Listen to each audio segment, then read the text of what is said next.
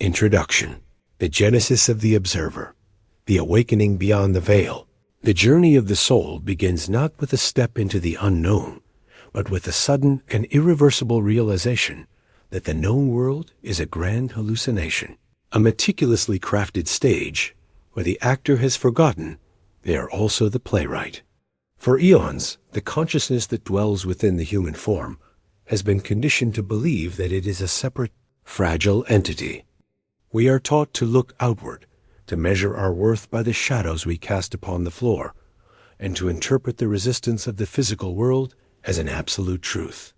But the moment of the observer's awakening is the moment this entire structure begins to crumble.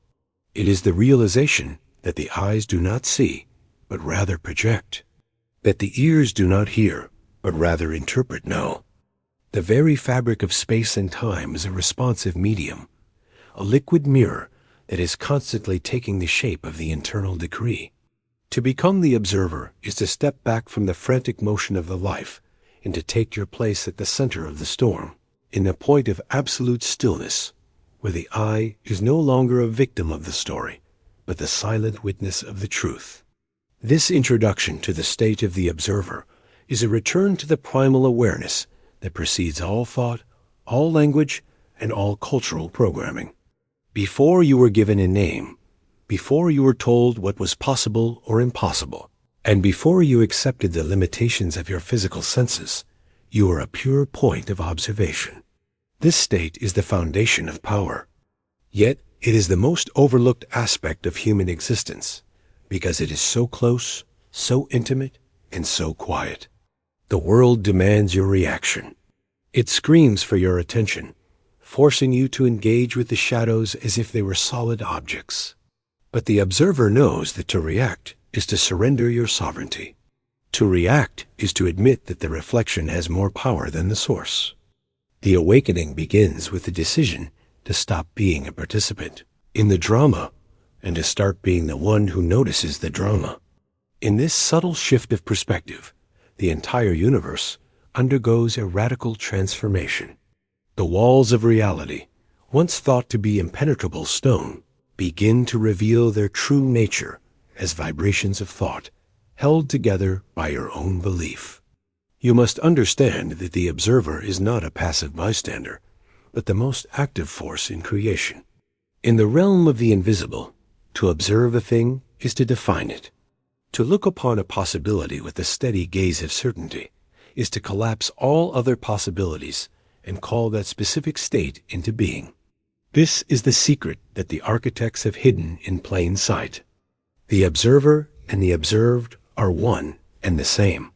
There is no distance between your awareness and the object of your attention, except for the distance you create through the illusion of separation. When you stand as the observer, you are looking at yourself in 1 billion different forms. The person across the street, the mountain on the horizon, the star in the sky are all you. The cells in your own body are all varying densities of the same consciousness that you are. When you truly grasp this, the fear of the world vanishes, for you cannot be afraid of your own reflection. You realize that you have never been in danger, you have never been alone, and you have never been lacking anything, for the entire infinite field is the substance of your being. The transition into the state of the observer requires a systematic dismantling of the egoic self, that collection of memories, fears, and social roles that we mistake for our identity. The ego is the character on the screen. The observer is the light that makes the projection possible. Most people spend their lives trying to fix the character, trying to make it richer or famous. They do this without ever realizing that the character is just a sequence of images. The observer does not try to fix the image. The observer changes the light. This is why all true metaphysical work is internal. It is a process of withdrawing your energy from the external effect and placing it back upon the internal cause. It is the realization that you do not need to change. You only need to change the way the world is being observed. As the quality of your observation shifts from fear to sovereignty, from lack to abundance, and from confusion to clarity, the world has no choice but to follow. It is a mathematical necessity of the mirror. To live as the observer is to master the art of the second look. The first look is the human look here today. The first look sees the problem, the obstacle, and the limitation. The second look is the divine look, the look that sees through the appearance to the underlying potential. When the world presents you with a challenge, the human part of you will feel the urge to fight, to flee, or to worry. But the observer within you remains unmoved. The observer looks at the challenge now. The observer asks, what is the truth here that the senses are trying to hide? The observer knows that every problem is simply a distorted reflection of a belief in separation. By refusing to accept the distortion, and instead affirming the harmony of the whole, the observer dissolves the problem at its source. This is the power of the I Am within your own divine spirit. When you stand in the authority of your true identity, you are not asking the universe for favors. You are issuing a decree from the throne of your own awareness. The silence of the observer is not the silence of emptiness, but the silence of fullness. It is the silence of the ocean that holds 1,000 storms within its depths, yet remains calm on the surface in this moment. In this silence, you find the voice of intuition, the guidance of the higher self, and the blueprints for your greatest creations. The world is a noisy place, designed to keep you in a state of perpetual distraction. It wants you to be a consumer of information, a reactor to news, and a slave to the opinions of others. But the observer knows that all the information is here. All the information in the universe is already contained within the silence of the present moment. By turning away from the noise and sinking into the stillness, you gain access to a level of intelligence that far surpasses the analytical mind. You begin to move with a pre-conscious certainty, knowing exactly where to go, what to say, and what to do in the eternal flow. As you enter this narrative journey, you are invited to shed the heavy cloak of your human history. Forget everything you think you know about how the world works. Forget the lessons of struggle and the myths of scarcity. You are being initiated into the highest mystery of all, the mystery of your own power. You are the one who has been waiting for yourself in this time. You are the architect who has been sleeping within the building. Now is the time to wake up. Now is the time to take your place at the window of the soul and look out upon your creation with the eyes of the Master. The story of the observer is your story. It is the story of the return to the source, the reclamation of the crown, and the realization of the infinite kingdom. Let the words that follow be a vibration that resonates with the truth already hidden in your heart. Let them be the frequency that shatters the glass of the illusion and reveals the radiant reality of your own infinite being. In the state of pure observation, the concept of time itself begins to dissolve. The human mind is obsessed with the past and the future today. The mind is forever swinging between regret and anxiety. But the observer lives in the vertical moment, the eternal now, that contains all points of time simultaneously. From this perspective, you see that the past is not a fixed record, but a fluid memory that changes as your present awareness shifts. You see that the future is not a predetermined destination at all. It is a field of probabilities that respond to your current vibration. By anchoring yourself in the now, you gain the power to rewrite your history and to collapse your desired future into the present. You are no longer a leaf blown by the winds of time. You are the wind itself. You are the timeless essence that observes the passage of years without being touched by them. This is the true meaning of eternal life, not a life that goes on forever in time, but a life that exists outside of time altogether. The observer also understands the sacred law of rhythm, the ebb and flow of the tides of creation. There are moments for outward expression and moments for inward reflection. There are seasons of planting and seasons of harvest in this life. The human mind often panics during the ebb, fearing that the supply has run dry. But the observer remains calm, knowing that the tide always returns. By watching the rhythms of your own life without judgment, you learn to move with the cycles rather than fighting against them. You learn that even the moments of apparent stillness are busy with the work of preparation. You become like the gardener who does not dig up the seeds every day to see if they are growing, but instead trusts the law of the earth to bring the fruit in its proper time. This trust is not a blind hope, but a calculated certainty based on the understanding of the universal laws. Finally, the return to the state of the observer is the ultimate act of divine love. It is the act of seeing yourself and the world as they truly are, perfect, whole, and complete. When you stop judging and start observing, you allow the inherent beauty of creation to reveal itself. You see that every person is a divine being struggling with the illusion of their own limitation. You see that every event is an opportunity for the soul to expand its awareness. You move through the world with a heart of compassion and a mind of peace, for you have realized that there is nothing to fear and nothing to forgive. There is only the infinite play of consciousness, the magnificent dance of the one in the many. You are the observer, the witness to the dance, and the dance itself. Take your place. The curtains are rising for you now. The lights are bright, and the universe is waiting for you to notice the masterpiece that you have already created. This foundational awareness is the key that unlocks the chapters to come. Each movement in this story is a mirror designed to show you a different facet of your own sovereignty. As we move through the shadow code, remember you are making the journey. You are the reader and the writer. You are the student and the teacher. You are the observer and the observed. This is the great return. This is the awakening of the architect. The silence has spoken, the call has been issued, and the path is open. Step through the veil and claim the reality that has always been waiting for you in the heart of the eternal, now today.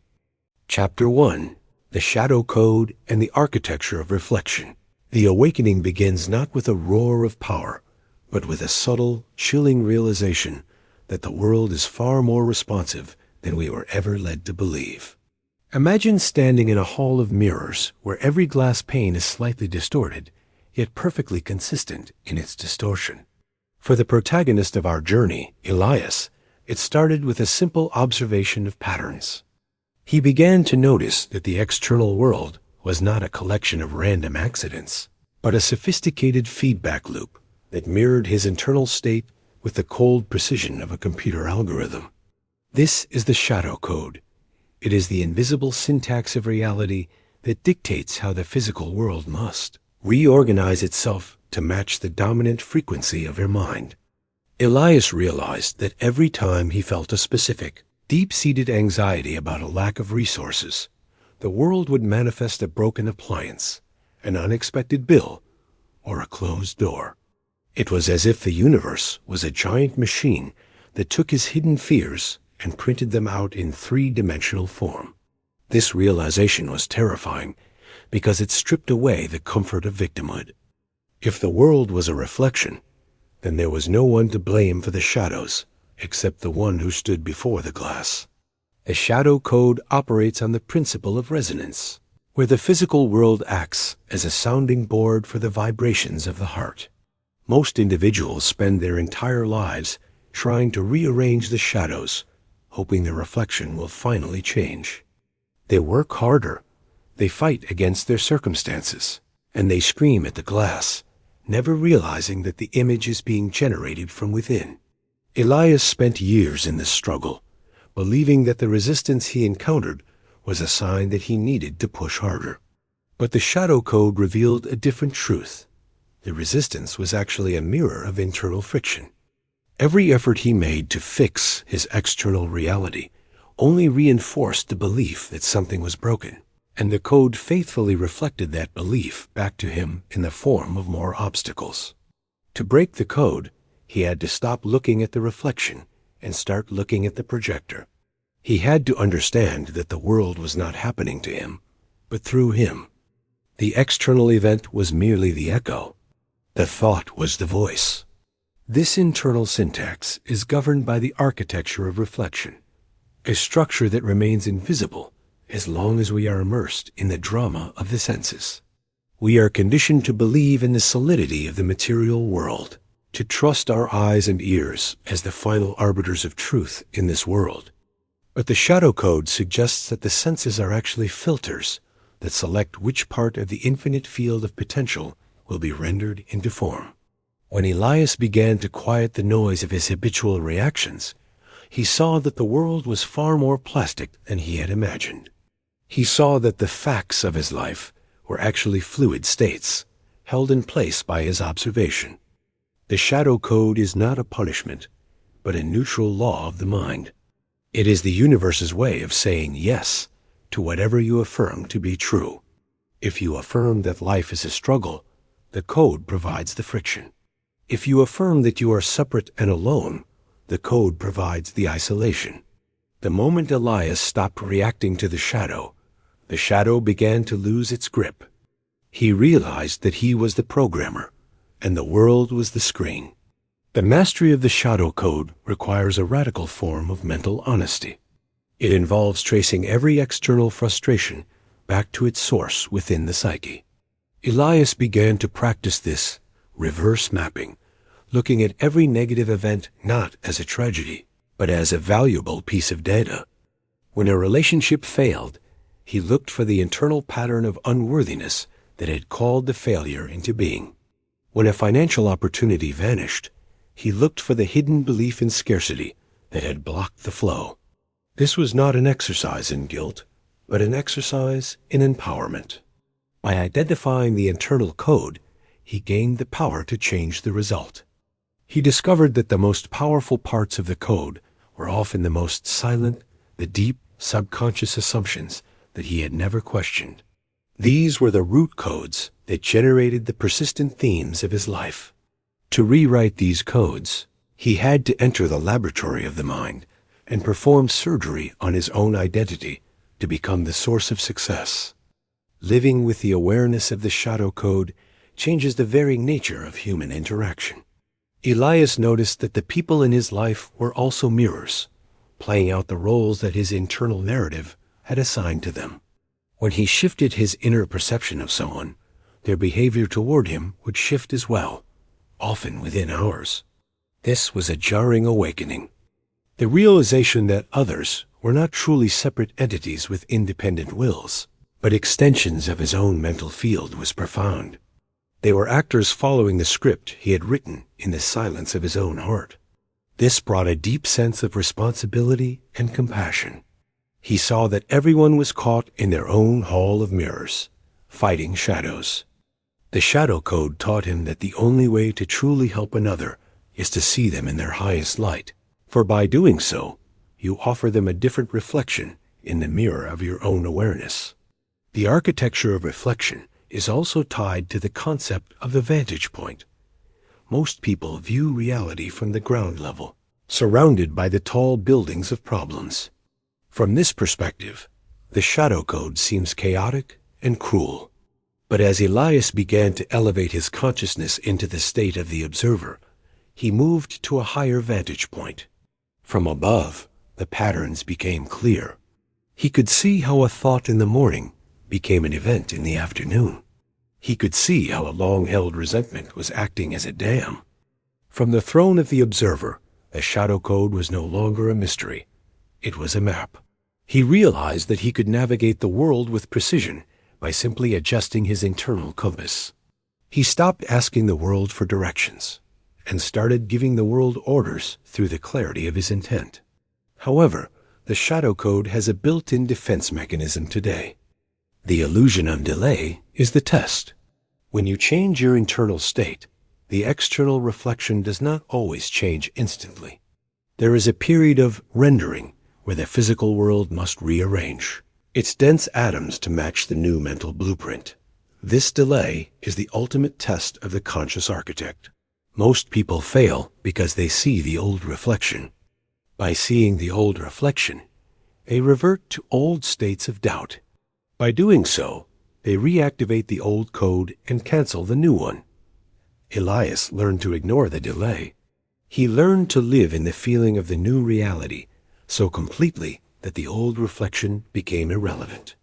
He understood that the mirror had to change because the source had changed in this time. He treated the old reflection like a fading ghost, a residual image of a person he no longer was. This persistence in the face of contrary evidence is the key to breaking the shadow code forever. The shadow code also reveals the power of the silent decree. These are the thoughts that we don't even realize we are having, the background radiation of our awareness. For Elias, the breakthrough came when he realized that his most frequent silent decree was a feeling of not being enough. This decree was like a virus in his mental operating system, corrupting every project and every relationship he initiated. No matter how much he affirmed success, the silent decree of inadequacy was the one that the code was actually following. He had to learn to silence this background noise through the practice of radical presence. He had to fill the space of his mind with the absolute authority of the I Am, a decree that left no room for the virus of lack. As the silent decree shifted from inadequacy to sovereignty, the shadow code began to print out a completely different life in the physical world. The broken appliances stopped breaking, the bills were replaced by checks, and the closed doors began to swing open of their own accord. As Elias mastered the shadow code, he realized that the world was not a place he inhabited, but a language he spoke. The physical objects, people, and events were the words and sentences of this language in the eternal now. He saw that most people were illiterate, speaking the language of lack, and wondering why their life was a tragedy. He, however, was learning to speak the language of the Creator. He understood that the shadow code was the ultimate gift, for it provided him with constant, objective feedback on the state of his soul. It was a perfect teacher, never lying or playing. If he wanted to know what he truly believed, he only had to look at his life. If he wanted to change his life, he only had to change his belief. The architecture of reflection was the bridge between the human and the divine, the mechanism through which the infinite mind could experience its own power in the realm of form. The architect was now ready to build his world. The first chapter of the awakening concludes with the understanding that there are no external problems. There is only the shadow code and your relationship to it. The moment you accept this, you are no longer a victim. You are no longer at the mercy of luck, fate, or the economy. You are the master of the code. You are the architect of the reflection of the Spirit. As Elias stood in the silence of his newfound awareness, he looked at the world one last time with the eyes of the old self. He saw the struggle, the fear, and the limitations of the human story. Then he closed his eyes, turned inward to the throne of the observer, and issued a new decree.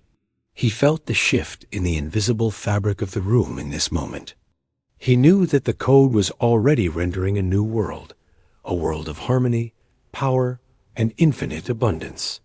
He stepped forward into the darkness, not with fear, but with the quiet, terrifying joy of a man who has finally discovered that he is the one who controls the light. The shadow code is the first barrier to be crossed because it requires the death of ego. To admit that your life is your own creation is to take on a burden of responsibility that most are too weak to carry. But for those who are ready, this responsibility is the door to total freedom. It is the realization that if you created the prison, you also hold the key. Elias realized that the bars of his cage were made of his own thoughts in the silence. By withdrawing his attention from the bars and focusing it on the open sky of his true potential, the cage dissolved as if it had never existed. This is the secret of the shadow code. It only has power as long as you believe it is real. The moment you see it as a reflection, you have already won. You have moved from the screen to the projector room of your own life. In this state of mastery, the architect begins to play with the code. You start to experiment with small changes, testing the responsiveness of the mirror. You think of a long-lost friend and wait for the phone to ring. You feel the sensation of an unexpected gift and wait for the doorbell. As these small manifestations occur, your confidence grows as a creator. You are no longer trying to make things happen. You are allowing them to appear. You are in harmony with the architecture of reflection, and the universe becomes your playground. The shadow code is no longer a source of fear, but a source of endless fascination. You see the divine intelligence in every reflection, the perfect symmetry of the mental and physical. The final realization of the shadow code is that even the shadow itself is made of light. It is the light of your own consciousness, slowed down into form. There is nothing in the universe that is not you. The shadows that once frightened you are revealed to be your own power, waiting to be recognized and reclaimed. Elias embraced the shadow and felt a surge. He realized that the very things he had been fighting were the fuels for his own transformation. The shadow code was the map back to his own wholeness. With this understanding, the architecture of reflection became a temple of light. He stood at the center of his world, radiant and unshakable, ready to move beyond the mirror and into the realm of pure potential. The expansion of Elias's awareness brought with it a profound sense of isolation from the rest of the world, for he could no longer participate in the collective ritual of complaining. He watched as people around him bonded over their shared grievances, unaware that every word they uttered was a command to the shadow code to maintain their state of misery today. He saw that the world was filled with unconscious broadcasters, individuals transmitting signals of lack and fear, and then weeping when reality showed them exactly what they had sent out. Elias realized that the most difficult part of the awakening was the radical discipline required to stop feeding the shadows. He had to refuse to believe the facts of the senses.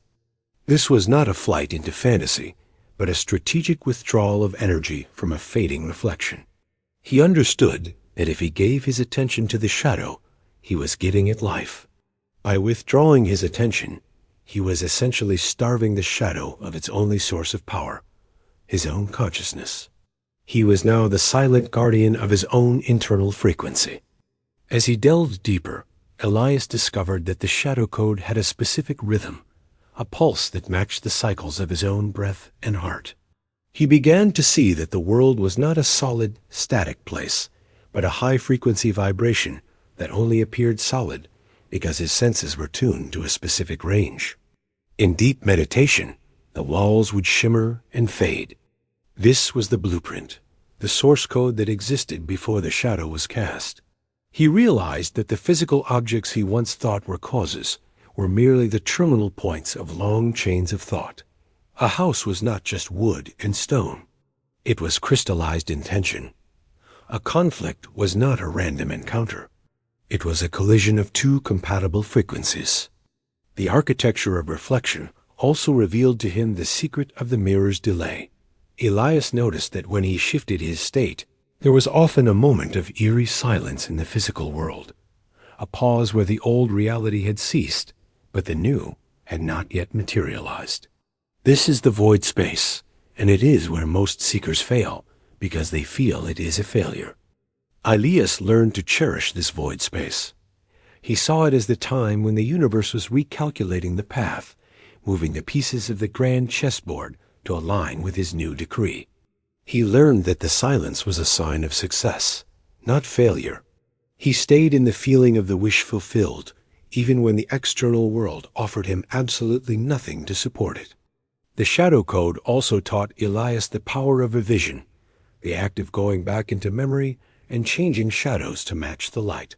He realized that the past is not a fixed record, but a fluid narrative.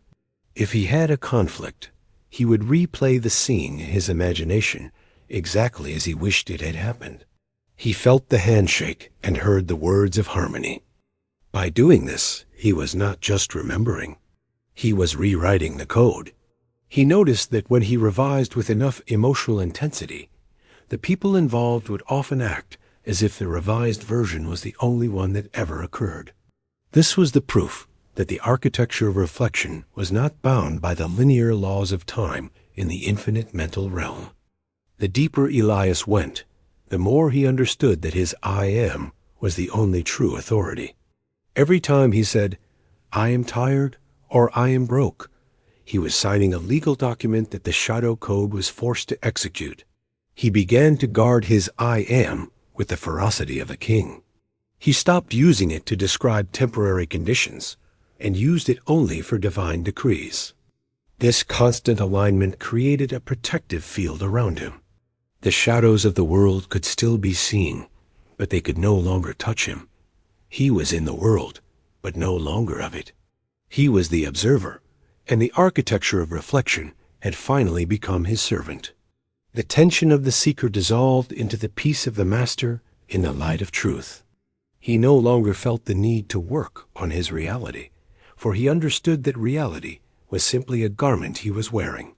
He stepped into the light of this new understanding, ready to explore the deeper mysteries of the silence and the effortlessness that waited in the chapters ahead. The architecture was complete, the code was understood, and he was ready.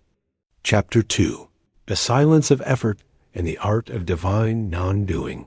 The transition from understanding the code to mastering the application brought Elias to the most challenging threshold of the metaphysical path, which is the complete cessation of human struggle. For most of his life, Elias had been a creature of friction, believing that the weight of his labor was the direct measure of his eventual success. He had been conditioned by a world that worships the grind, a society that views exhaustion as a badge of honor and sees quietude as a form of failure. When he first attempted to change his reality, he brought the same frantic energy into the mental realm, trying to force his visualizations into existence with a desperate, clenching intensity. He would sit for hours, veins throbbing in his temples, trying to hold an image of wealth or peace, unaware that the very act of trying was a loud proclamation to the universe that he currently lacked the thing he desired. It was in the deep, velvet silence of a dream that his inner mentor spoke, revealing that the silent builder within the subconscious mind is deaf to the screams of the ego and responds only to the whisper of a finished fact. This is the law of reversed effort, a divine paradox that dictates that the more you try to force a result through the conscious will, the more you push that result away into the distant future. Elias began to realize that his mental effort was acting as a wall between his awareness and his manifestation. The effort of the conscious mind is like a hand trying to grab water. The tighter the grip, the faster it slips. The fastest way to lose the substance is to squeeze. Divine non-doing, or the silence of effort, is the art of becoming so certain of the end result that the need for doing dissolves into the peace of being. He had to learn that the subconscious mind does not understand the concept of trying. It only understands the concept of is. When you try to be something, you are not yet there. The shadow code simply reflects the state of not being there back to you in the form of endless delays and obstacles. To break this cycle, Elias had to master the technique of mental rest. He had to learn how to plant a seed in the fertile soil of the subconscious and then walk away with the absolute conviction that the harvest was already a reality in the invisible realm. This required a level of trust that defied every logic of the physical world, for the physical world is designed to keep the human mind in a state of constant reactive motion. The silence of effort is not a state of apathy or physical laziness, but a state of supreme internal alignment where the action taken is inspired rather than forced. Elias noticed when he moved from effort. When he moved from a place of effort, he was always tired, prone to mistakes, and met with constant resistance. But when he moved from a place of divine non-doing, his actions felt like a leaf floating down a river. He called this sovereign motion. In this state, he found himself making the right phone calls at the exact right moment, meeting the right people by accident. He was finding solutions to problems before they even fully materialized. The effort had been replaced by a flow. He realized that the human will is a tiny, flickering candle compared to the sun-like power of the imaginative faculty when it is at rest. The architect does not build the skyscraper with his bare hands. He creates the blueprint and allows the law to bring it to form. In the same way, the metaphysical architect creates the mental blueprint through the feeling of the wish fulfilled and allows the infinite intelligence of the universe to handle the construction. As Elias practiced this silence, he encountered the egoic panic, a psychological defense mechanism that arises when the mind is asked to stop struggling in the world today. The ego is a creature of the past and the future. It survives on the tension between where you are and where you want to be. When Elias entered the state of the end and felt that his desire was already a fact, the ego felt its own death approaching. It began to scream that he was being irresponsible, that he was delusional, and that if he didn't do something, he would lose. This is the point where most seekers abandon the path and return to the safety of the grind. But Elias had seen too much of the shadow code to be fooled again. He learned to treat the ego's panic as a sign of success. He understood that the louder the ego screamed, the closer he was to the point of total manifestation. He met the noise with a quiet, regal indifference here. He stayed in the silence, anchored in the feeling that the work was already done, even as his external circumstances appeared to be crumbling. This period of internal stillness required Elias to reevaluate his relationship with time. The human mind sees time as a linear track where the future is always ahead. The observer sees time as a vertical column of now. In the silence of effort, Elias learned to collapse time. He stopped waiting for the future to arrive and started inviting the future to be present now. He practiced the sensation of having his desire so thoroughly that the thought of it no longer produced a spark of excitement, but rather a warm, steady glow of gratitude. Excitement is a sign that the event is unusual. Gratitude is a sign that the event is a natural, established part of your life. By moving from excitement to gratitude, Elias signaled to the silent builder that the manifestation was complete. This was the true meaning of faith, not a hope for the future, but a conviction in the present reality of the invisible. The architecture of non-doing involved the midnight gateway. Elias discovered that the effort of the day could be entirely bypassed by using the moments before sleep to program the subconscious. In this drowsy, semi-lucid state, the analytical mind is offline, and the door to the silent builder is wide open. Instead of reviewing the problems of the day, Elias would wrap himself in a single short phrase or a vivid sensory image. He would repeat this feeling until it became his only reality, falling asleep in the conviction that he was already the person he wished to be. He found that the subconscious would then work through the night, reorganizing the atoms of his world to match the blueprint he had provided. He would wake up with a sense of being carried by a tide of inevitability today. The struggle had been replaced by a deep, oceanic peace. The silence of effort also meant the end of seeking. Elias realized that as long as he was seeking a truth, he was affirming that the truth was outside of him. As long as he was looking for a sign, he was affirming that he was in the dark. The master does not seek. The master recognizes his own power. He began to look at the world not for what he could get from it, but for how it was currently reflecting his state. If he saw lack in the world, he didn't try to fix the lack. He returned to the silence and fixed the feeling of lack within himself. He understood that the world was a perfect, honest servant that could only give him what he first gave himself in the spirit. He stopped reading books, stopped attending seminars, and stopped looking for new techniques. He realized that the only technique that mattered was the ability to remain silent in the face of the shadow and to remain faithful to the invisible light of his own sovereignty. Living in the silence of effort changed Elias's physical presence and his energy in the world. The tension left his shoulders, the lines of worry vanished from his face, and his eyes took on a steady, piercing clarity. People began to notice that things seemed to happen for him without him doing anything at all. He became a magnet for synchronicity. He would think of a problem, and the solution would walk into the room. He felt a desire, and it just appeared. To the outside observer, it looked like extreme luck. To Elias, it was the natural result of moving in harmony with the architecture of the mind. He had discovered that the universe is not a machine to be operated, but an organism to be loved and trusted. The silence of effort was his way of saying, I trust the divinity within me to handle the details of existence.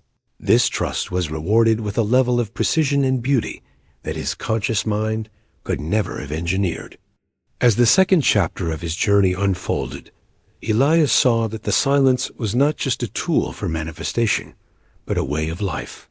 It was the state of being unmoved by the fluctuations of the material world.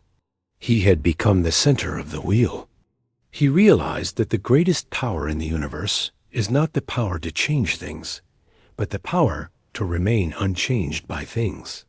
By staying in the silence, he was no longer at the mercy of the highs and lows of human experience. He was the observer, and the observer is always at peace. The architecture of divine non-doing had led him to the realization of truth. The struggle was over. The work was done. The architect had found the secret of the rest. The final expansion of this silence came when Elias realized that even his intentions were a form of subtle effort. He began to let go even of the need to want things. He entered a state of radiant satisfaction where he felt so complete in the present moment today. Because he no longer needed anything, the universe was free to give him everything. He had reached the state of the empty cup, which is the only cup that can be infinitely filled. The silence of effort had become the silence of fulfillment. He stood in the center of a life that was blooming like a garden in springtime, watching the shadows dance in the light. He was the silent witness, the sovereign creator, and the divine non-doer. The journey into the frequency of zero was now calling to him, but for now, he simply rested in the magnificence of the finished work. The deepening of this silence within Elias began to dissolve the very concept of becoming, revealing that the bridge is not built of time or labor now. He realized that the human mind is perpetually addicted to the horizon, believing that the next moment or shift in circumstances will finally grant the permission to feel whole. This is the ultimate deception of the ego. To master the silence of effort, Elias had to commit psychological suicide. He had to kill the waiter within himself and claim his reality. He had to stop waiting for the evidence to appear before he allowed himself to feel the success. He understood that in the mechanics of the higher mind, the feeling is the evidence. If the feeling of fulfillment is present, the manifestation is already a legal fact in the invisible realm, and the physical world is merely the slow-moving mirror that must catch up. This radical shift transformed his daily existence into a continuous exercise in divine indifference. He began to view the lack of immediate physical results not as a sign of failure, but as a period of sacred incubation. He compared it to the way an artist stands back from a canvas. The artist does not rush the paint to dry, nor do they doubt the image today. Elias started to walk through his life with the posture of a man who had already won.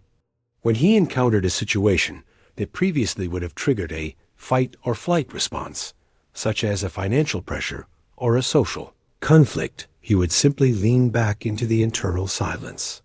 He would remind himself that the shadow was the echo of a past version of himself. By refusing to give the problem the gift of his attention, he effectively cut off its oxygen. He watched as situations that seemed insurmountable simply withered away, dissolved by his refusal to struggle against them. The art of divine non-doing also taught him the profound power of mental laziness as a spiritual discipline.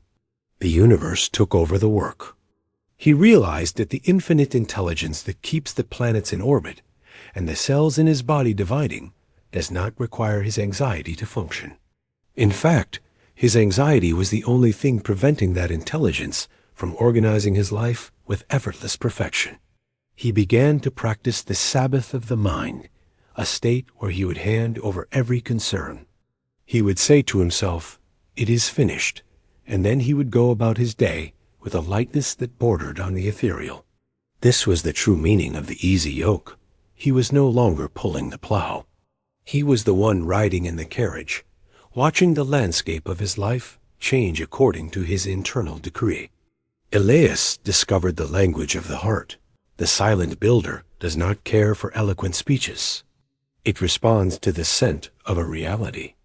Elias began to cultivate the ability to summon the exact sensory details of his wish fulfilled, the touch of a key, the smell of a space, the sound of a voice, and he would hold these sensations until they were more real than the chair he was sitting in now.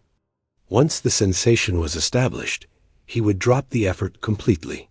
He would return to the world of the senses not as a seeker, but as a guest who knows the banquet is already prepared. This state of preoccupation became his most powerful tool. He was so busy feeling the reality of his success that he simply had no room left for the effort of trying. The silence also revealed to him the shadow of intention. He saw that when a person has an intense intention, they are often projecting a high degree of resistance. Intensity is frequently a mask for doubt. The master's intention is not intense. It is natural. It is the same level of intention one has when reaching for a glass of water without any doubt. By lowering the importance of his manifestations, Elias accelerated them. He realized that the universe treats $1 million and a penny with the same mathematical indifference. It is only the human mind that creates the hierarchy of difficulty. By making his greatest dreams feel normal and ordinary in his imagination, he removed the friction of awe. He made his success a mundane fact, and the shadow code responded by making it a physical reality. The final expansion of this chapter led Elias to the realization that the ultimate non-doing is the realization that I of my own self do nothing. He understood that the human ego was merely a witness to the power of the I am. He stopped being the small self. The moment he stopped trying to be the power and started being the channel for the power, his life became a masterpiece of synchronicity. He saw that the struggle had always been an attempt by the small self to take credit for the work of the great self. By stepping aside, he allowed the divine architect to build through him. He reached a state of deep rest. Even in the midst of physical activity, his mind remained in the sanctuary of the finished work. He had become a living embodiment of the silence, a sovereign who rules by decree rather than by force, standing at the gateway of the next mystery, the collapse of all distance in the frequency of zero. The architect was now ready for the final transcendence. Chapter 3. The frequency of zero and the dissolution of the old self. The entry into the frequency of zero marked the most profound transition in Elias's journey, for it required him to face the absolute stillness that exists before the first breath of creation. Having mastered the shadow code and learned the silence of effort, he now stood before a gateway where even his desires had to be set aside for a moment of total neutrality in his mind. The frequency of zero is the state of pure, unconditioned potential, a vacuum of consciousness, where the old person known as Elias had to be dismantled. He realized that as long as he clung to the definitions of his past, his memories of failure, or even his previous small successes, he was still projecting a limited version of reality. To build a new world, the sight must be clear. This was not a process of adding more knowledge, but a radical stripping away of everything he thought he knew about himself. In this state of zero, there is no history, no name, and no limitation. There is only the vast, pulsating field of the absolute I am waiting for a new command to be issued from the throne of silence. This is the place of the ultimate divine creator. For Elias, this dissolution was at first terrifying, because the human ego is built entirely upon the foundation of labels, stories, and social roles. To step into the frequency of zero feels like stepping into a bottomless abyss where the ground of identity vanishes. He found that when he sat in deep meditation, reaching for this point, his mind would frantically offer old thoughts. It would remind him of past debts, difficult relationships, and his physical age. trying to tether him back to the dense, heavy reality of the human drama. But Elias had learned to observe these thoughts without becoming them. He practiced the art of forgetting, which is the systematic withdrawal of belief from his personal history. He understood that his struggle was a costume. In the frequency of zero, he could finally take it off. He became the nobody, the silent point of awareness that precedes all form. And in that nothingness, he found a power that the somebody could never possess. The frequency of zero is the mathematical center of the universe, the place where all opposites cancel each other out and leave only the radiance of pure being. Elias discovered that from this center, he could choose any identity he desired with the same ease as choosing a garment from a closet. He was no longer trying to improve his old life. He was realizing that he could collapse the old life entirely and render a new one from the void. This is the secret of the true rebirth. Most people are trying to paint over an old, cluttered canvas. The master cleans the canvas until it is perfectly white and empty. In the state of zero, he found that time ceased to be a horizontal line, stretching from a fixed past to an uncertain future, and became a vertical spark of the eternal now. He was no longer a man with a history moving toward a destination. He was the eternal presence, through which all time flows in the spirit. This shift in perspective removed the last traces of anxiety from his heart, for he saw that nothing in the world could be lost or gained when you are the very source of the world itself. As he inhabited this frequency, the external world began to lose its perceived solidity and weight. Elias noticed that the problems of his life now appeared as flickering holographic images. From the state of zero, he could see the transparency of the illusion. He understood that the reason things had been so difficult in the past was that he had been treating the reflection as if it were an independent reality, thereby giving it the power of his own belief. In the 0 point, he withdrew that belief completely. He looked at the shadows and declared the truth. He declared into the silence that they had no power over him, for he no longer held a definition of himself that included them. This declaration was not a shout of defiance, but a quiet, certain recognition of truth. As he maintained this neutrality, the mountains of his life began to dissolve into mist, proving that the world can only be as solid as the identity of the observer. The architecture of zero also taught Elias the importance of the midnight gateway, that specific moment of transition between waking and sleeping, where the frequency is most accessible to the subconscious.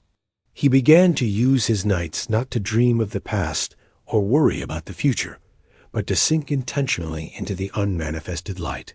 He would lie still in the silence. He mentally stripped away his human attributes, realizing he was not the body, not the thoughts, and not the story. As the layers of his human identity fell away like old skin, he would feel a sensation of immense expansion, as if he were merging with the very fabric of infinite space. In this state, he was no longer Elias the worker. He was the pure frequency of creation. He realized that this was the state of the Alpha and the Omega, the point where all things begin and all things end. Whatever he breathed into this 0 point with the feeling of the finished fact would manifest in the physical world with a speed and clarity that defied all human logic and expectation. A frequency of 0 is also the ultimate cure for the long wait. Elias realized that the reason people wait for their manifestations is that they are still fundamentally identified with the person who lacks. The person who lacks is the one who waits. But in the state of 0, there is no one left to wait. There is only the immediate assumption of the new state. He began to practice instantaneous identity, shifting his energy in the now. He saw that the only thing keeping him from his highest potential was the memory of who he used to be. By consistently returning to the 0 point, he prevented the old habits of thought from recrystallizing into his reality. He became a fluid, responsive expression of the divine will, moving through the world with the grace of a shadow and the hidden power of the sun. He had found the frequency that rules all other frequencies, the silence that contains all sound and the nothingness that is actually everything. Living at the center of zero changed the way Elias perceived other people and the collective reality. He no longer saw them as separate individuals with their own agendas, but as other points of the same infinite consciousness. He saw through their masks, their fears, and their struggles, recognizing the same silent I am dwelling within them. This brought a profound sense of unity and peace to all his interactions. He no longer felt the need to compete, to defend, or to prove himself to anyone, for there was no longer a small self to defend. He was the void, and the void is always invulnerable. He walked through the world as a ghost of his former self, yet he was more present and more powerful than he had ever been in his life. He was the observer at the 0 point, watching the dance of the universe from a place of absolute serenity, ready to move into the next chapter where he would learn to collapse the mirror of scarcity forever. He was finally home. The dissolution of the old self meant that Elias had to stop nourishing the old emotional loops that had defined him. He realized that many of his feelings, even the ones he thought were good, were actually tethered to a version of him that relied on external validation. In the frequency of 0, he discovered a joy that had no cause. It was a joy of pure existence. Because it had no external cause, the world could not take it away. He found that when he operated from this causeless joy, the world felt a magnetic pull to provide him with reasons to be joyful. It was the shadow code operating in its most refined form. He was no longer chasing happiness. He was the happiness that the world was chasing. This was the ultimate reversal. He stood as a silent sun, and the planets of his life had no choice but to fall into perfect orbit around him. The frequency of 0 also acted as a filter for his desires. He noticed that many things he thought he wanted when he was the old Elias simply vanished. They were desires born of lack, born of the need to prove something to a world that didn't exist at all. In the 0 point, those desires were revealed to be empty. What remained were the pure, archetypal desires of the soul, the desire for expansion, for harmony, and for the expression of divine beauty. These desires felt different. They felt like memories of the future rather than longings for the unattainable. He began to follow these soul desires with a quiet confidence. He understood that if a desire survived the frequency of 0, it was a command from the architect, and its manifestation was a mathematical certainty. He stopped doubting his path because he realized he was the path. As Elias fully integrated the frequency of 0, he reached a state of unconditional authority. He understood that the only law was the one he accepted. If he accepted the laws of the world, the laws of aging, of economic cycles, of physical limitations, then the 0 point would faithfully render those laws into his experience. But if he stood in his sovereignty and decreed a new law, the 0 point would render that instead. He began to consciously rewrite the laws of his life. He decreed that his energy was boundless. He decreed that his supply was infinite, and that his world was always in a state of perfect harmony. He watched as the physical world rearranged itself to accommodate these new laws. People would call it a miracle, but Elias knew it was simply the result of clearing the canvas and painting with the colors of the infinite. He was the observer, the 0, and the architect. The world was finally beginning to reflect the true majesty of his being. This chapter of his life was the most silent, yet the most active. To the outside world, he might have looked like he was doing less, but in the invisible realm, he was moving galaxies. He had learned that the greatest work is the work of staying in the 0 point and refusing the pull of gravity. Every time he felt the pull of an old memory or an old fear, he would simply return to the silence and breathe out the phrase, "I am." In that breath, the old world would dissolve, and the new world would be born again. He was the master of the void, and from that void, all things were possible. He was ready to move forward, not as a man seeking, but as the destination. The deepening of the zero frequency within Elias began to dissolve the architecture of his sensory perception, revealing that the solidity of the world was merely a consensus of the mind. He realized that the ego is a relentless narrator, constantly whispering a story of how things are to keep the consciousness tethered to a predictable reality. He had to stop it. To expand further into the 0 point, Elias had to practice the discipline of the raw gaze, looking at his surroundings without naming them. When he looked at a tree, he refused to call it a tree. When he looked at a wall, he refused to call it a boundary.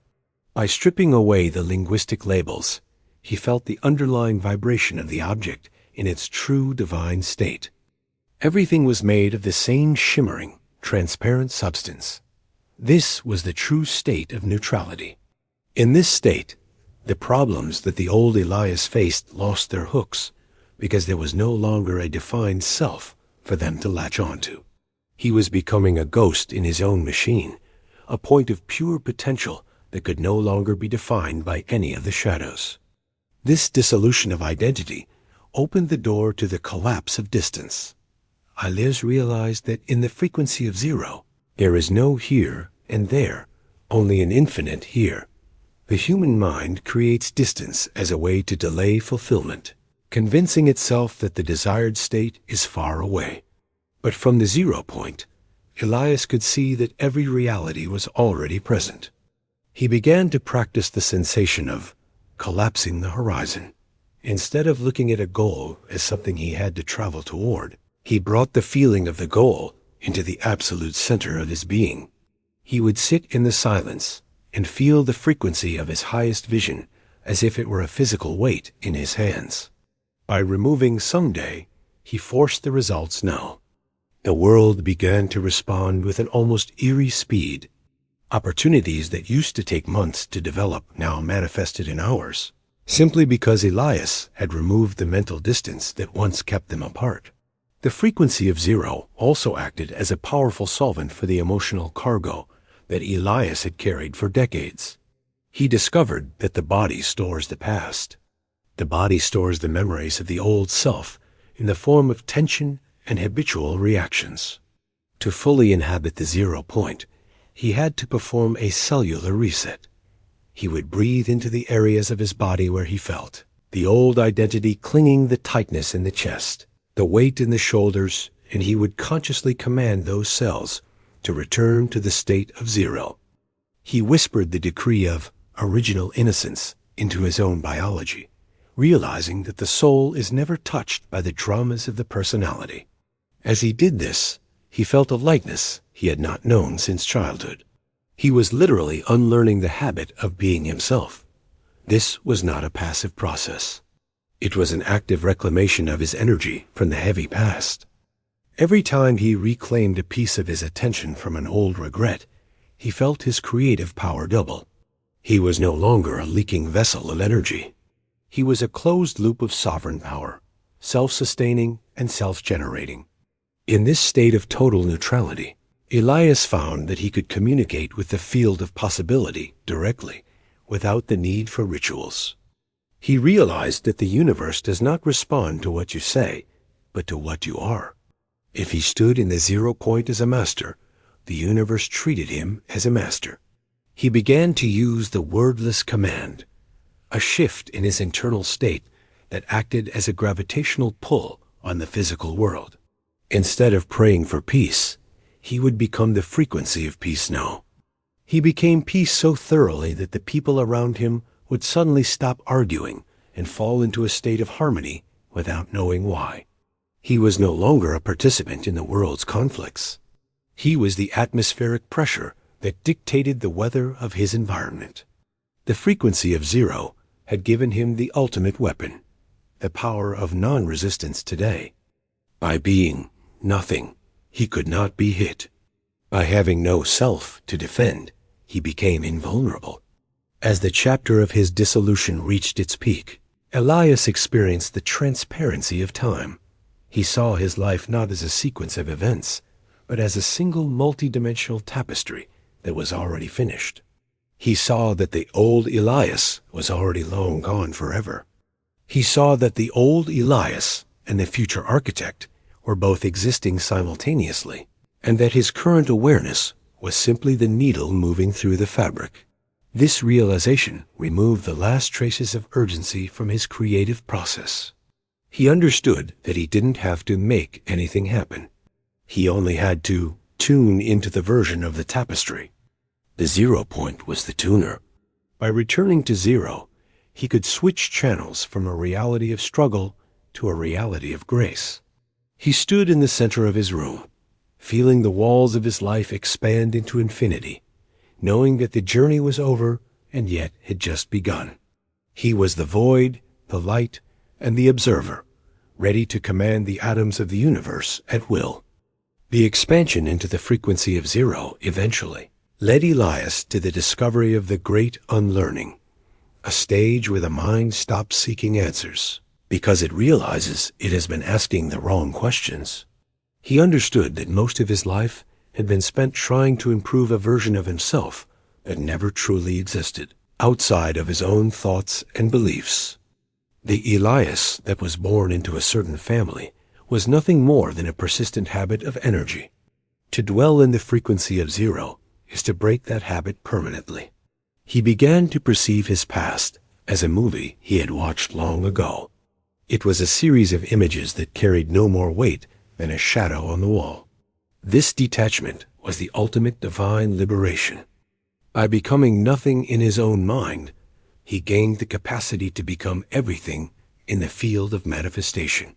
He realized that the cup must be entirely empty before it can be filled with the wine of a new destiny. And he spent his days ensuring that not a single drop of the old self remained to contaminate the new vintage. He was the master of the law of substitution.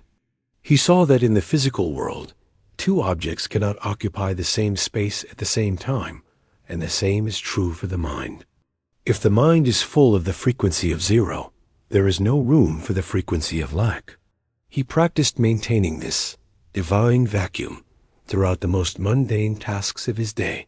Whether walking or sitting, he kept his internal canvas white. When a thought of the old world tried to intrude, he did not fight it. Instead, he simply returned to the 0 point and asked himself, who is the one observing this thought? In the gap created by that question, the thought would dissolve into the silence from which it came. He was no longer a victim of his mental traffic. He was the vast, open sky for the clouds. The frequency of 0 also revealed the secret of biological sovereignty. Elias noticed that as his mind reached this state of neutrality, his body began to shed the physical signatures of stress and time. He realized that the body is the subconscious mind in form, and that it faithfully records every drama the ego chooses to believe. He was now providing light.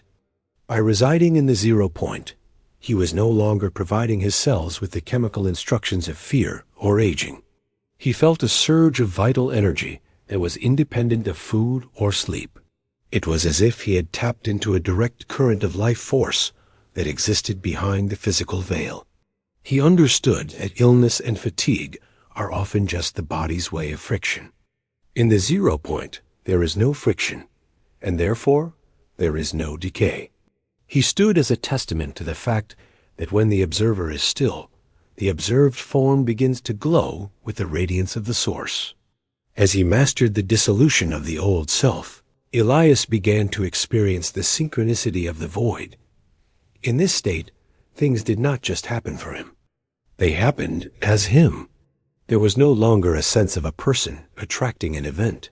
Instead, the event and the awareness of the event emerged simultaneously from the 0 point. He would have a fleeting impulse to move in a certain direction, and upon doing so, he would find exactly what he needed before he even knew he needed it. This was the pinnacle of grace.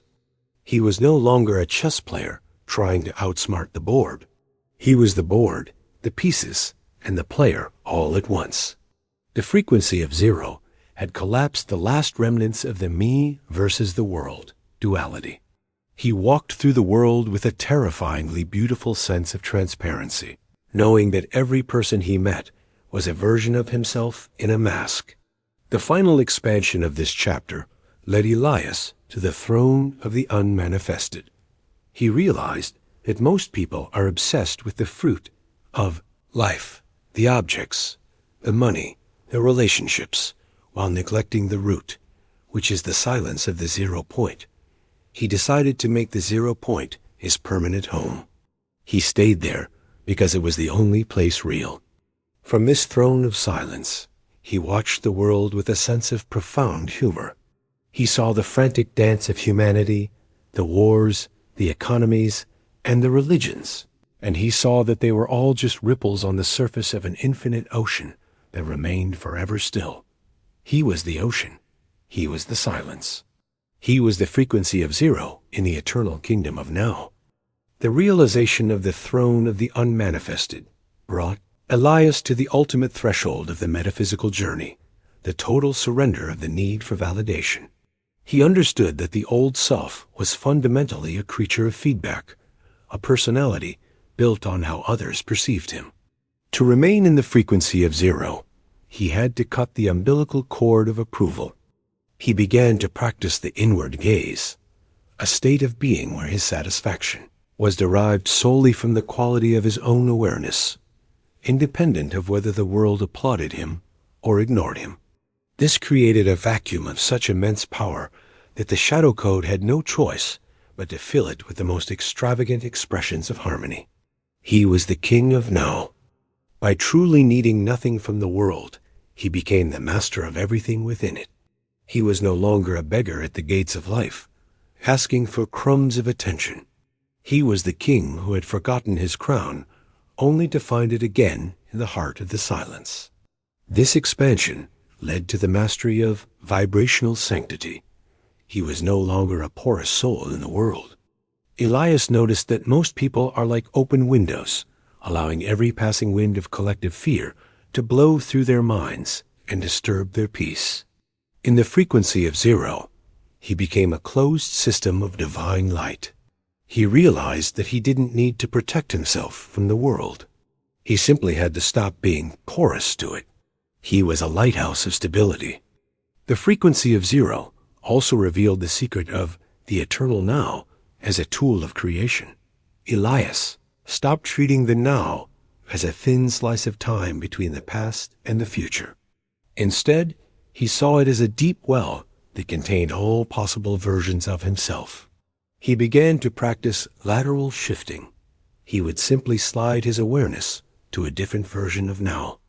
He realized that he didn't have to wait for the future to bring him health, wealth, or wisdom. He only had to find the frequency of those things within the 0 point and inhabit them so completely that the old reality vanished like a dream upon waking. This was the ultimate application of the I Am decree. He was moving through different densities of the spirit. As he mastered the dissolution of the old self, Elias experienced the radiance of the void. He found that the more empty he became of his personal history, the more he was filled with a light that felt like liquid gold. This light began to seep into his physical environment. The objects in his room seemed to glow with a soft, inner luminescence in the dark. He realized that the frequency of 0 is not a dark emptiness, but a blindingly bright fullness that is simply too high for the human ego to perceive. By stepping out of the way, he allowed this light to work through him. He became a transmitter of the absolute, a point in space where the unmanifested could manifest without distortion. He kept the channel clear. The final expansion of this chapter led to the dissolution of the mirror. Elias reached a point where he no longer saw a distinction between himself and his environment. He realized that the world out there was actually the world in here, projected onto the screen of space. When he looked at the sky, he felt it within his own chest. He was finally one with all.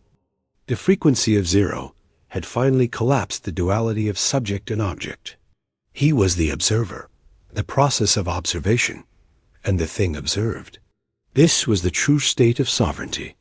He was no longer an architect building a house. He was the house, the builder, and the space in which the house stood. He had become the frequency of 0 in its totality. Chapter 4. the Midnight Gateway and Programming Reality in the Theta State. The transition from the void of zero into the active reconstruction of reality brought Elias to the most potent laboratory of the human experience, the threshold of sleep. He realized that the greatest tragedy of the modern mind is that it treats sleep as a period of unconsciousness or a mere physical necessity, rather than the sacred window where the architect can bypass the brain. The Midnight Gateway is that ethereal bridge between the waking world of the senses and the deep, fertile ocean of the subconscious. It is the state known as theta, a frequency where the rigid structures of the physical world become fluid and responsive to the lightest touch of intention. Elias understood that the reason his previous efforts had often felt like pushing a stone. It felt like pushing a heavy stone uphill because he was trying to work against the resistance of the conscious mind, which is programmed to defend the status quo and uphold the illusion of limitation. By mastering the gateway of sleep, he discovered how to plant the seeds of his new reality in the silent hours when the guardian of the ego is asleep, allowing the builder to work. This practice required Elias to treat the moments before sleep with the reverence of a high priest entering a temple. He noticed that most people stumble into sleep while ruminating on the day's frustrations, worrying about tomorrow's bills, or consuming the chaotic frequencies of the digital world. By doing so, they are effectively giving the subconscious a command to struggle. Elias decided that he would never again cross the threshold of sleep in a state of lack or anxiety. He began to develop the discipline of the lullaby of the finished fact. As he lay in the darkness, feeling his body become heavy and his breathing slow, he would withdraw his attention from the room and the events of the day. He would enter the sanctuary of his own imagination. He did not think about his dream. He thought from it. He would feel the texture of the success he sought, the specific weight of the achievement, and the profound relief of having already arrived. He would repeat a single short phrase that implied fulfillment, such as "it is done" or "thank you," letting it pulse through his mind like a rhythmic heartbeat until it was real. In the Theta State, the distinction between imaginary and real dissolves, for the subconscious cannot tell the difference between a physical event and a vivid internal experience.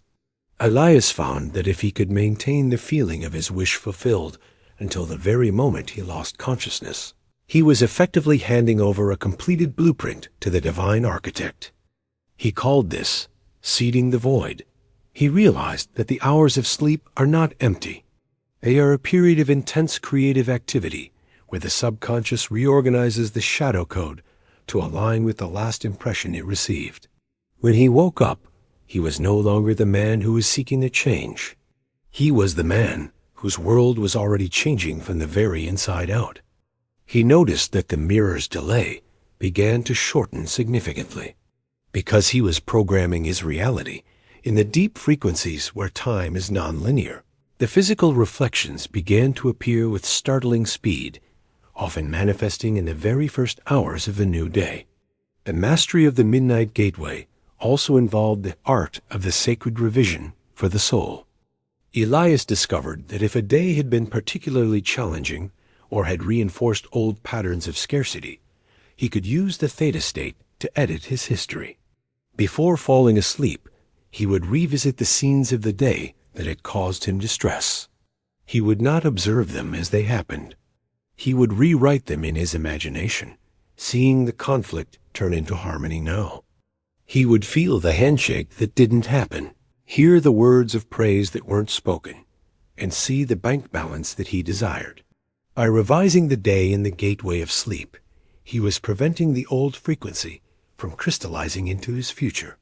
He understood that the subconscious treats the revised memory as the only truth and produces a corresponding future. This was the ultimate tool of the sovereign, the ability to refuse the evidence of the senses and to command the past to serve the vision of the future.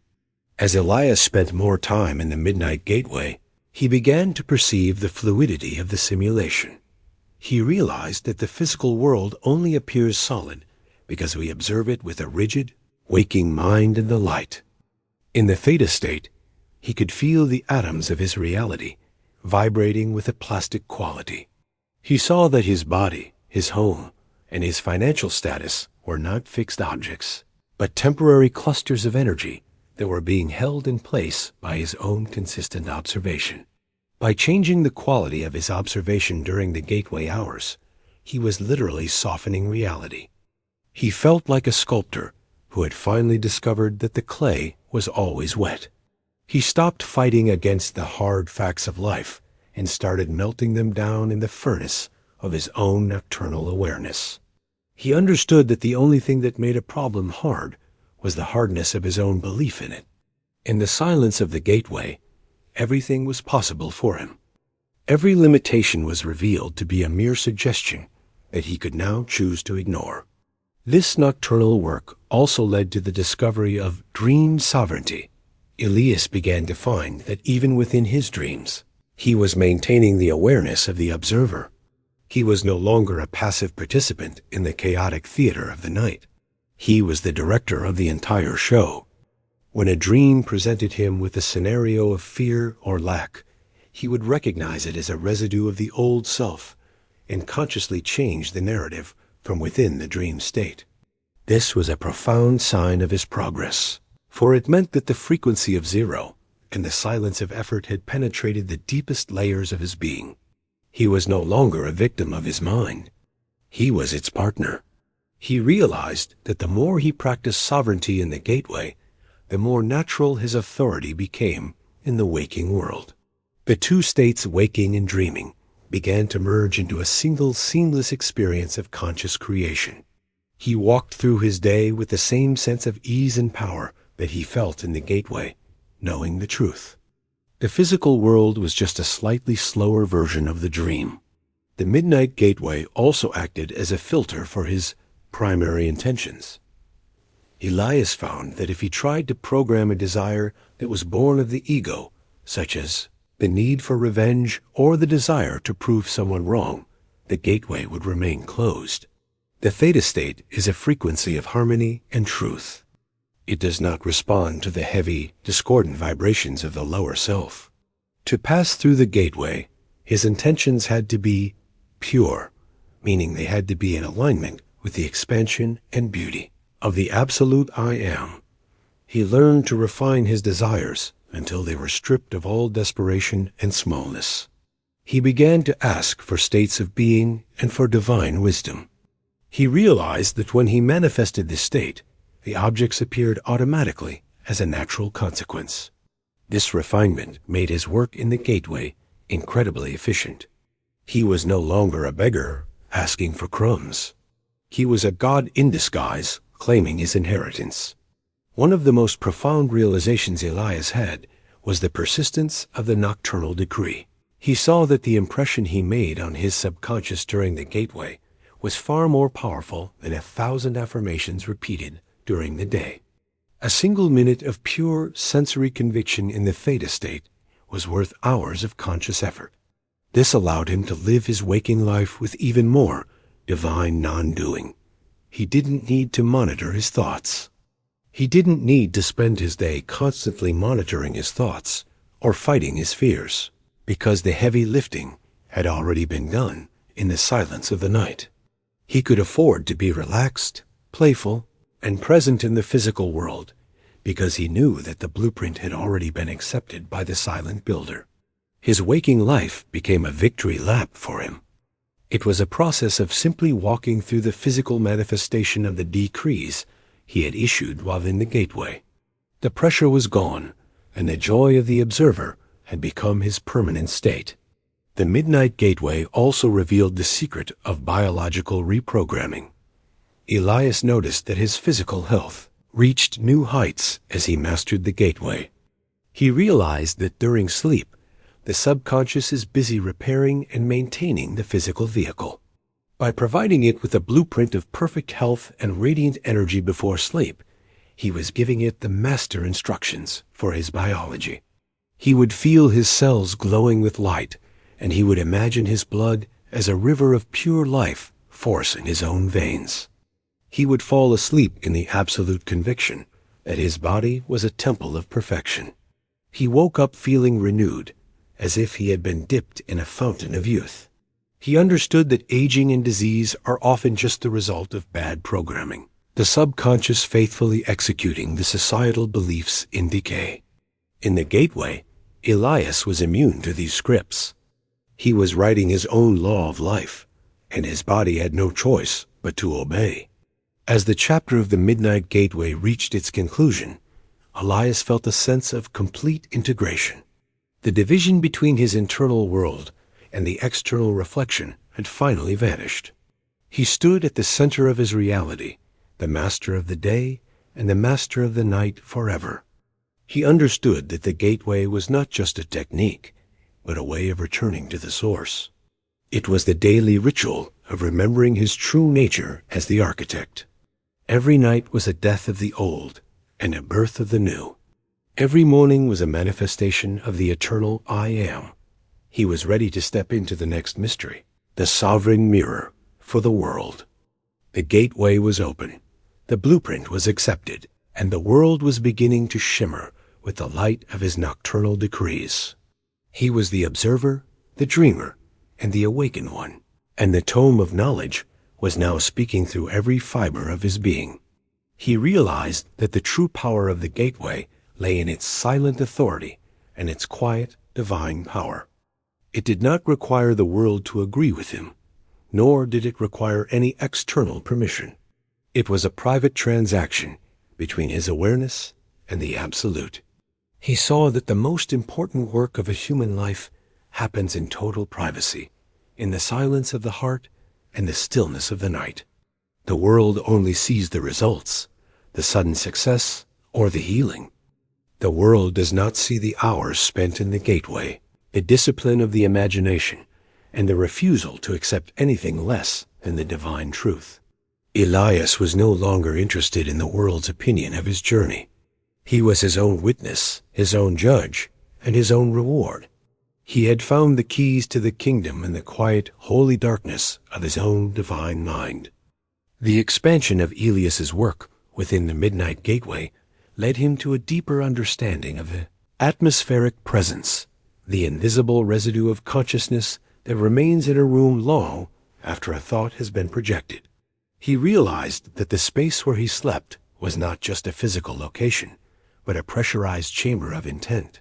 He had to clear the old energy. If he allowed the day's debris to settle in that space, the atmosphere became heavy and stagnant, making the entry into the Theta State difficult. He began to practice the sanctification of the bedroom, treating his sleeping area as a laboratory of the infinite. He ensured that the last thing his eyes saw was of a high, sovereign frequency to set the proper tone. By clearing the energetic field of his environment, he found that the transition into the gateway became almost instantaneous. He would lay his head down, and instead of the usual mental chatter, he would feel a gentle magnetic pull toward the center of his own being. The darkness of the room was no longer an absence of light, but a canvas of pure potential for him.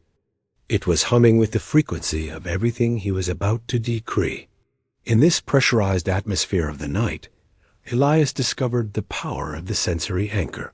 He found that the subconscious mind is not moved by abstract concepts or intellectual desires. It is moved by the raw, primal language of the senses. He began to create sensory shortcuts for it. These were small, intense fragments of experience that implied the total fulfillment of his vision. If he desired a state of absolute financial sovereignty, he would not visualize a number on a screen. Instead, he would focus on the specific cool sensation of a high-quality material in his hand. He would focus on the distinct, clean scent of a new, luxurious space. He would loop the single sensation over and over in the Theta State, refusing to let his mind wander. This repetition acted as a deep impression, carving a groove in the subconscious that the shadow code was forced to follow. He understood that the more specific and condensed the sensation, the more explosive the manifestation in the waking world for him. He was no longer trying to explain his desires to the universe. He was giving it the DNA of the result and letting the silent builder handle the complexity of the execution. The Midnight Gateway also revealed the mystery of temporal folding, the ability to pull a future event into the present moment until the weight is entirely eliminated from his world forever. Elias realized that the ego perceives the future as something distant, separated by a bridge of time and effort. But in the Theta State, time is a fluid substance that can be folded. He began to practice living in the wish fulfilled, not as a mental exercise, but as a biological reality. As he lay in the gateway, he would convince his body the future was happening now. He would feel the heart rate, the breath, and the relaxation of someone who had already achieved their greatest goal. He would tell his nervous system, "The search is over. We have arrived." By the time he fell asleep, his body and mind were in a state of total completion. When he woke up, he didn't feel the need to work because his internal state was in possession. He was no longer a person trying to get somewhere. He was a person who was already there, watching the world rearrange itself to match his internal position. As his mastery of the gateway grew, Elias began to experience the echo of the night. He noticed that the decrees he made in the Theta State would echo throughout his waking day in the form of intuition.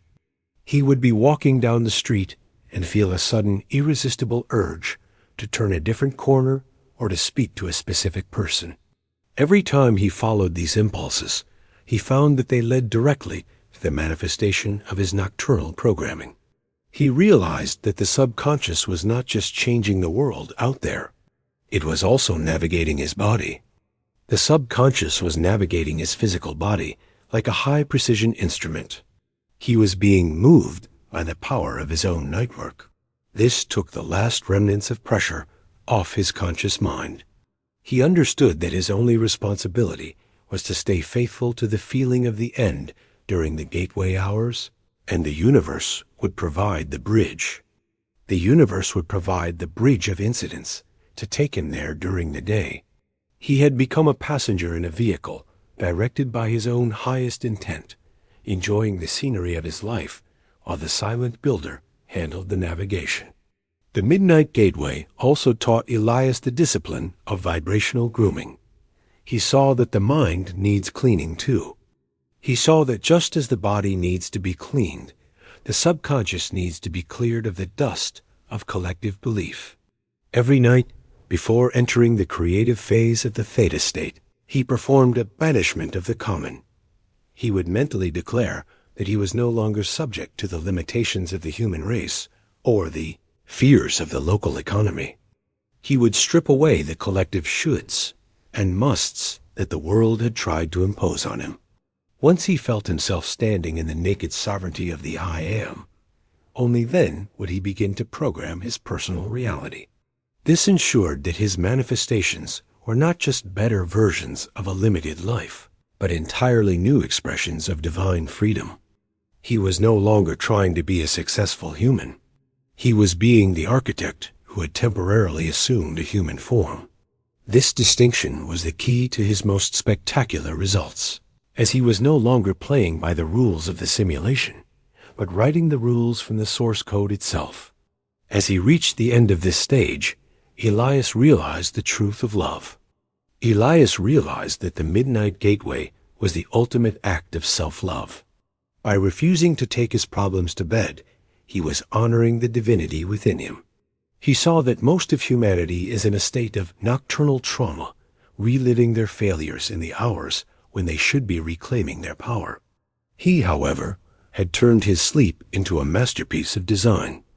He felt a deep sense of gratitude for the darkness, for it was the womb of his new life.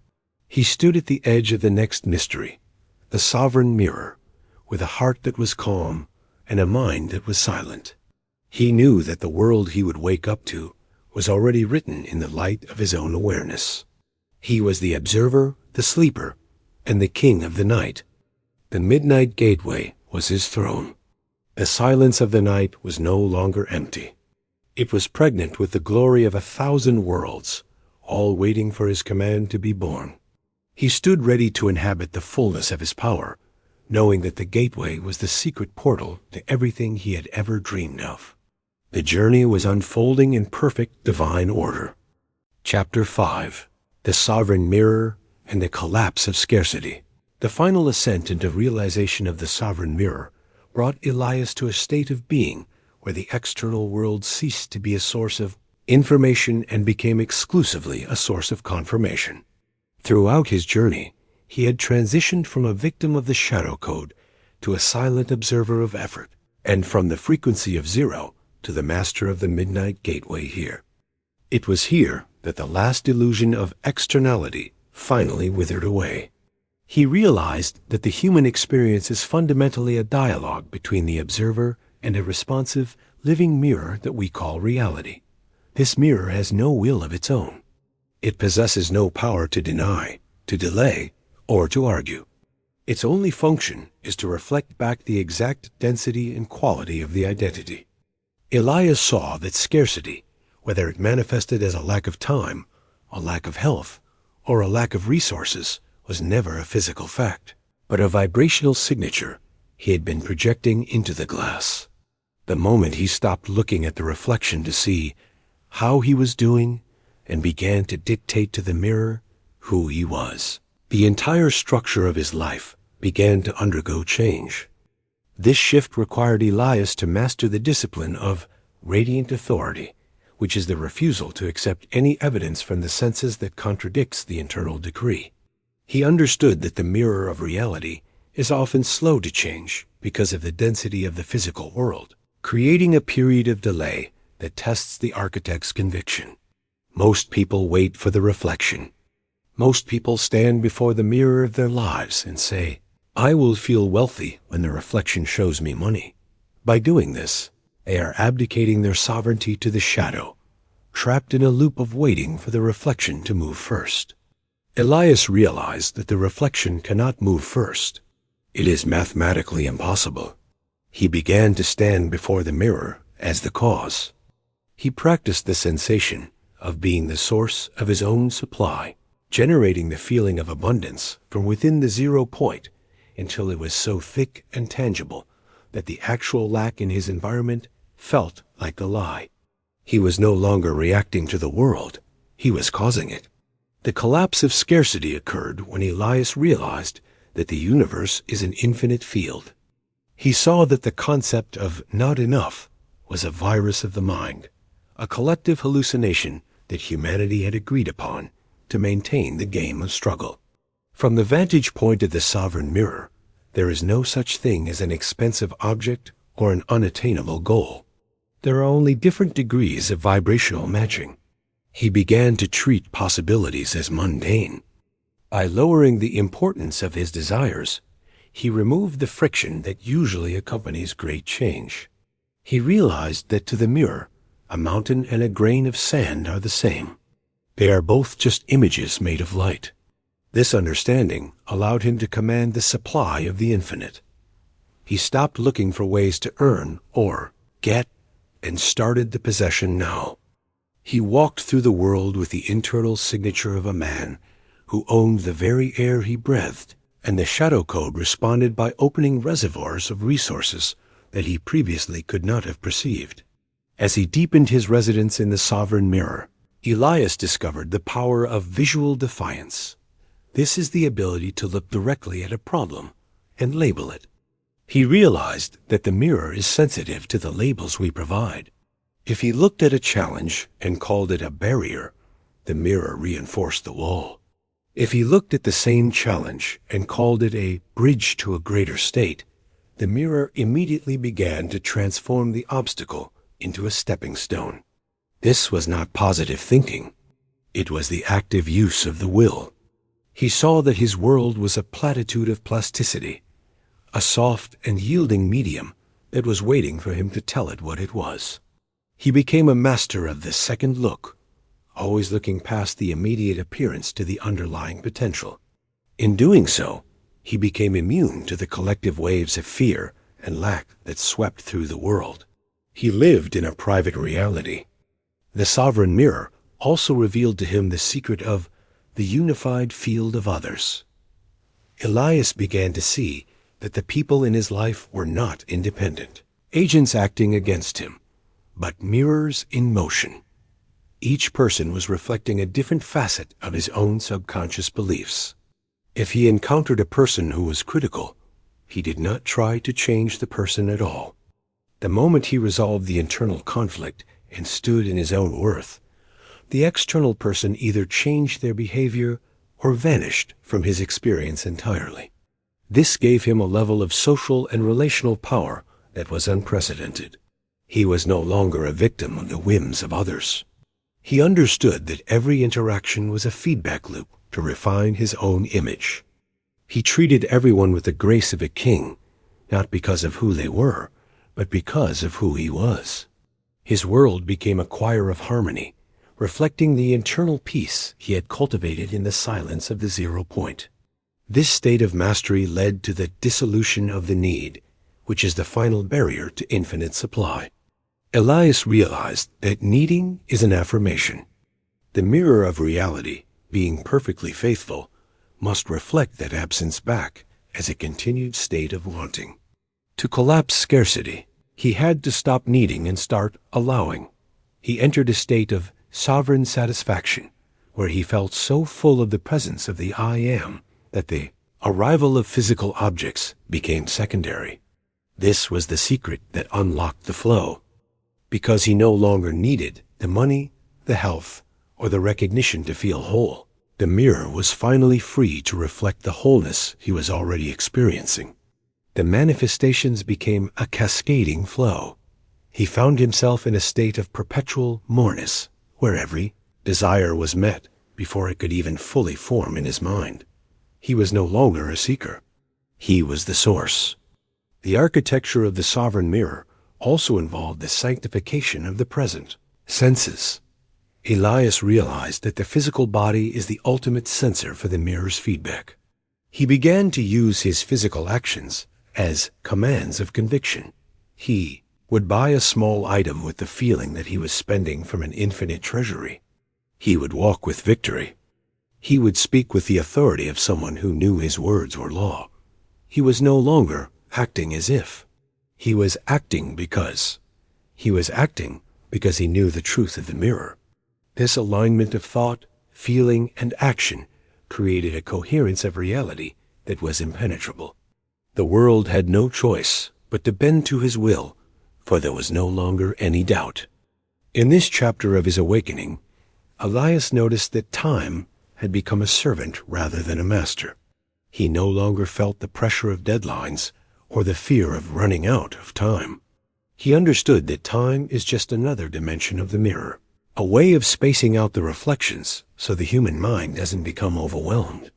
He stood in the center to compress time. He could take a process that the world said would take years and collapse it into days by simply refusing to believe in the necessity of the interval. He realized that the only thing that creates time is the belief in the distance between where you are and where you want to be. By being there already, he eliminated the distance, and the mirror brought the result now. He was living in the speed of thought, a state of being where the gap between the decree and the manifestation was narrowing until it was almost non-existent. The sovereign mirror also taught him the grace of the overflow. He saw that scarcity is a closed system, while abundance is an open, radiating sun. He stopped trying to hoard his energy, his ideas, or resources. He understood that the more he allowed the light of the I Am to flow through him and out into the world, the more the mirror had to reflect that flow back to him.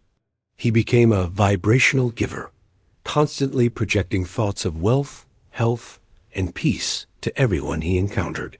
He did this because he understood the mechanics of the glass. He saw abundance in others. By seeing the abundance in others, he was affirming the abundance in himself.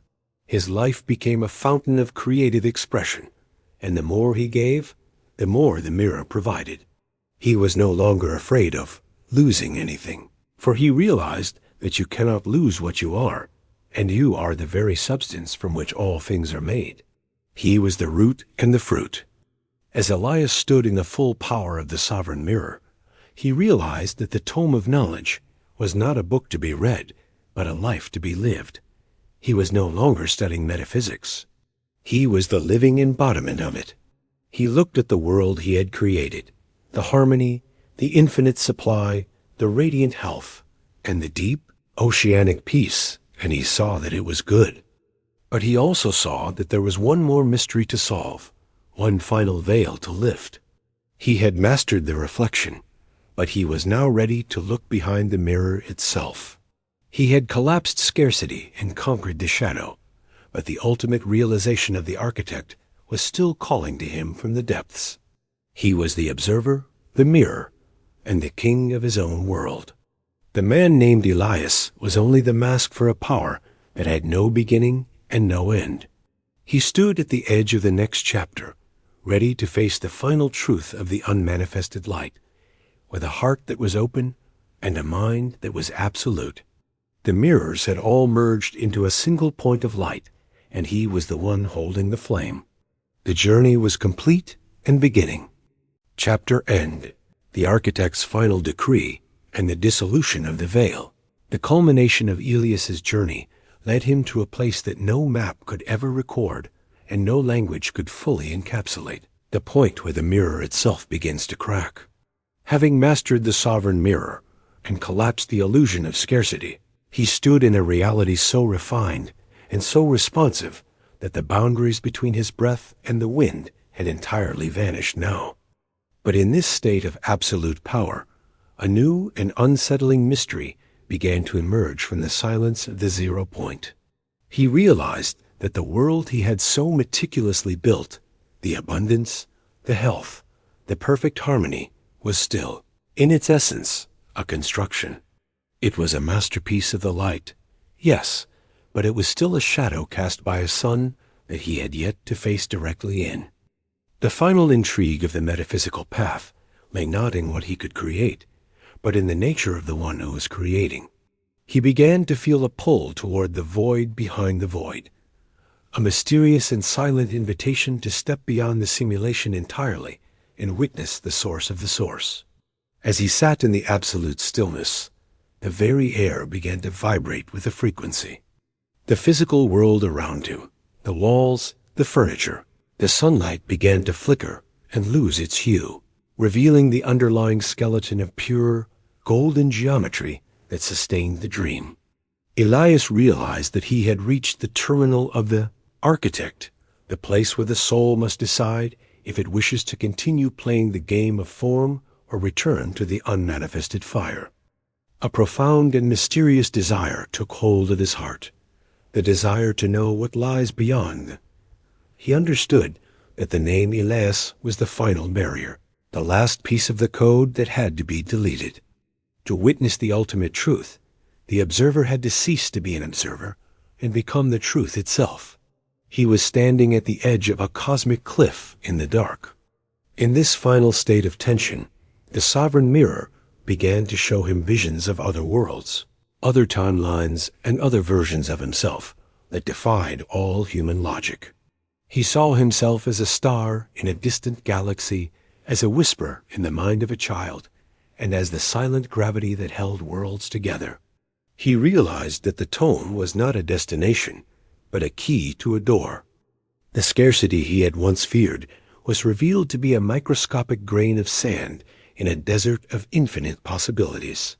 He felt a surge of sacred fear, not the fear of the ego, but the awe of the soul facing the vastness of its own being.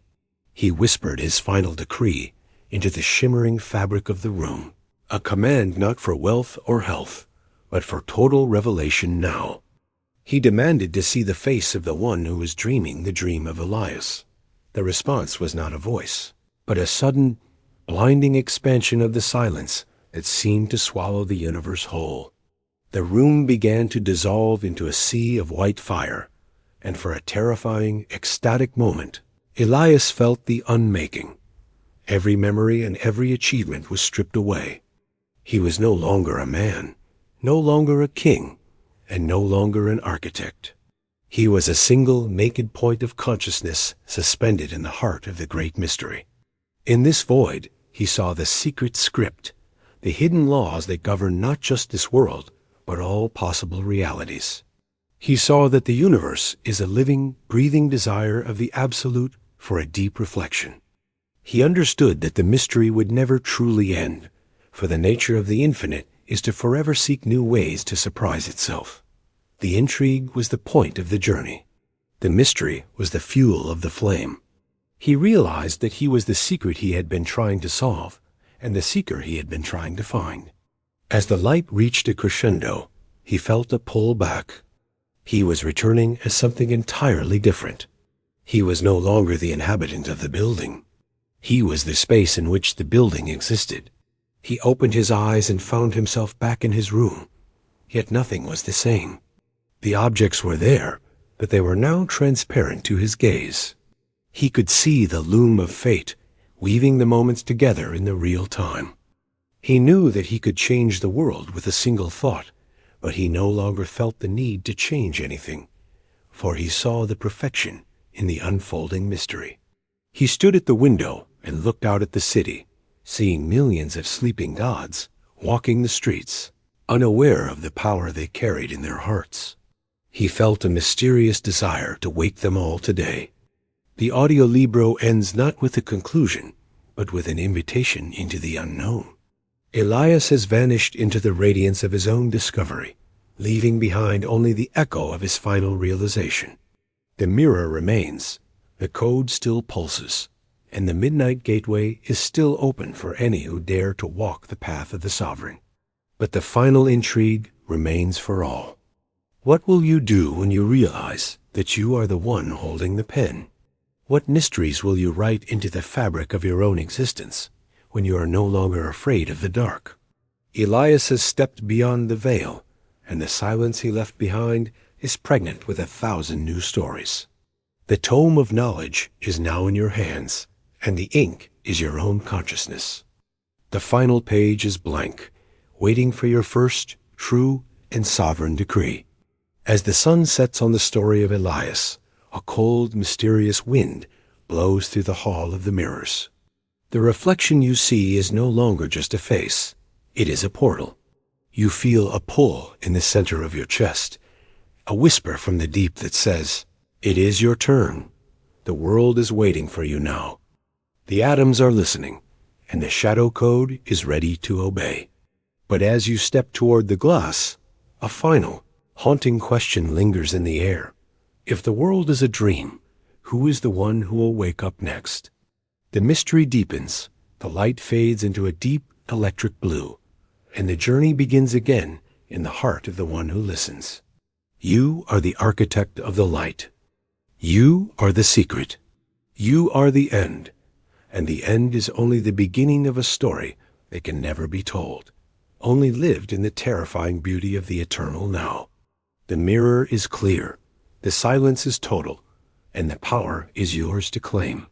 Walk through the gate and become the dream that wakes itself up. The void is calling, and the answer is already within your own breath.